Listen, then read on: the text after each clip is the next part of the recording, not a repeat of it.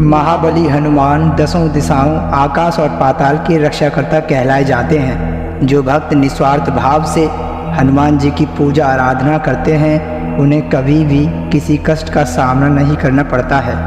कहा जाता है कि हनुमान जी के केवल नाम के उच्चारण मात्र से ही व्यक्ति सांसारिक सुखों को प्राप्त करता है। मान्यता है कि अगर पूरी श्रद्धा के साथ घर पर या हनुमान जी के मंदिर में उनकी प्रतिमा के सामने दीपक जलाकर निस्वार्थ भाव से हनुमान चालीसा का पाठ किया जाए तो हनुमान जी अत्यंत प्रसन्न होते हैं। दोस्तों, आगे बढ़ने से पूर्व मैं आपको सत्य घटनाओं पर आधारित दो कहानी सुनाने जा रहा हूँ। आपसे अनुरोध है कि पूर्ण श्रद्धा के साथ इन दो कहानियों को सुनें। पहली कहानी कुछ इस प्रकार है। पिछले 1 महीने से मेरी 11 महीने की बेटी हर रात ठीक 2 बजे उठा करती और फिर लगातार रोती रहती। भले ही हम कितना ही कोशिश करें चुप कराने की, लेकिन वो 4 बजे तक बस रोती और किलसती रहती। बेटी बहुत खुशनुमा है मेरी। पड़ोसी भी कहते हैं कि कभी लगा ही नहीं कि आपके यहाँ इतनी छोटी बच्ची भी रहती है। वो रोती नहीं है, हमेशा हंसती रहती है। इसलिए उसका यूँ रोना और भी आश्चर्यजनक था। पहले मैंने ध्यान नहीं दिया, लेकिन जब रोज़ का रूटीन हो गया तो ध्यान चला ही गया।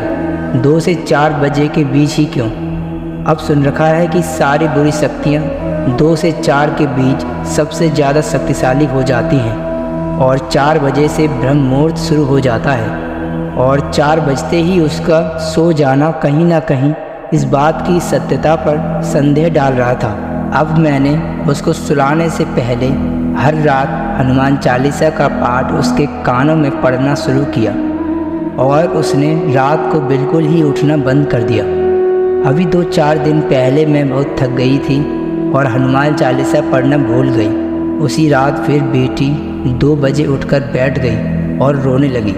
मैंने उसी वक्त हनुमान चालीसा पढ़ना शुरू कर दिया। नींद में थी तो पूरी पढ़ भी नहीं पाई और वो भी सो गई, मैं भी सो गई। अब मुझे नहीं पता कि इत्तेफाक है या चमत्कार। भूत पिशाच निकट नहीं आवे, महावीर जब नाम सुनावे। ना चाहते हुए भी सच लगती हैं ये चौपाई।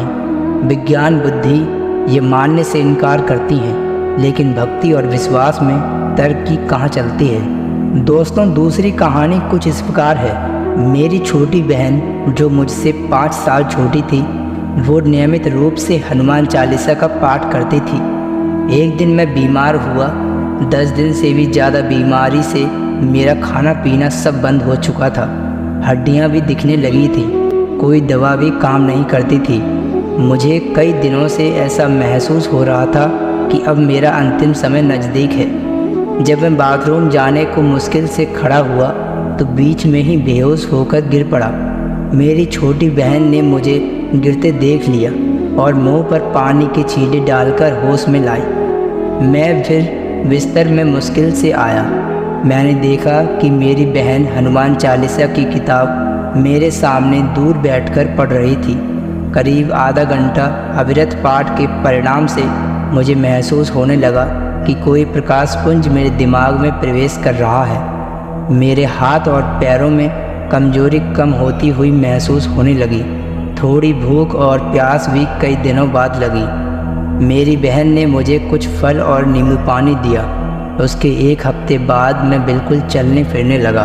उसके बाद मेरी बहन ने मुझे बताया कि उसने प्रार्थना में भगवान हनुमान जी से कहा था कि मेरे भाई को जीवन दान दीजिए, उसके बदले मेरे प्राण भले ही चले जाएं। यह सुनकर मैं अंदर से चौंक ही गया।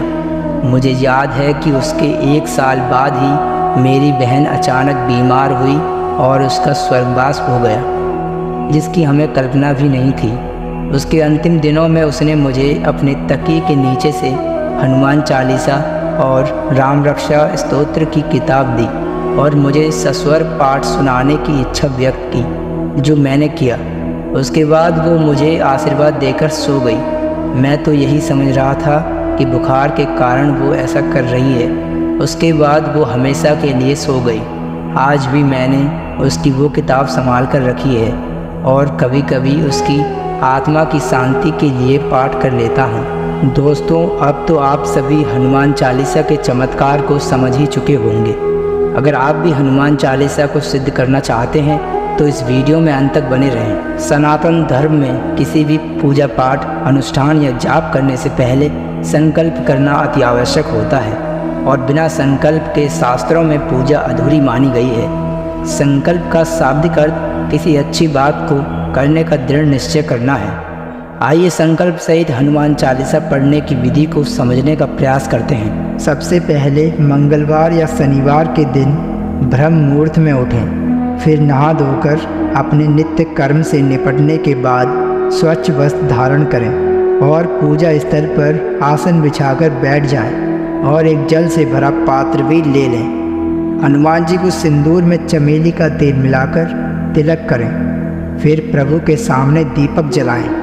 अब अपने दाहिने हाथ में जल पात्र से जल लें और अपनी आंखें बंद करके प्रभु का स्मरण करें और संकल्प करें कि आप 21 दिन तक हर रोज़ 7 बार श्री हनुमान चालीसा का पाठ करेंगे और हाथ में लिए जल को जमीन पर छोड़ दें। उदाहरण के तौर पर जैसे हम आज की तिथि यानी 27 अगस्त 2023 को श्री हनुमान चालीसा का संकल्प ले रहे हैं तो इस प्रकार संकल्प लें।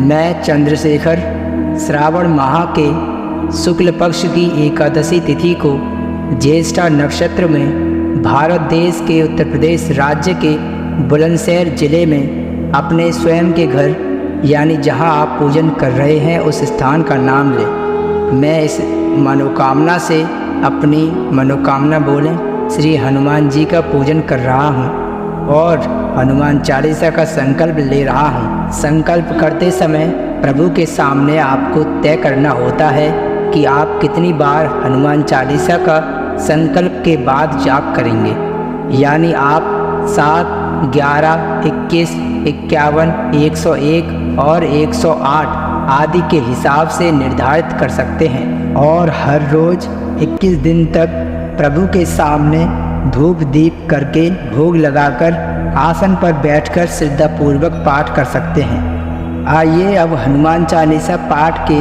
संकल्प के नियमों को जानने की कोशिश करते हैं।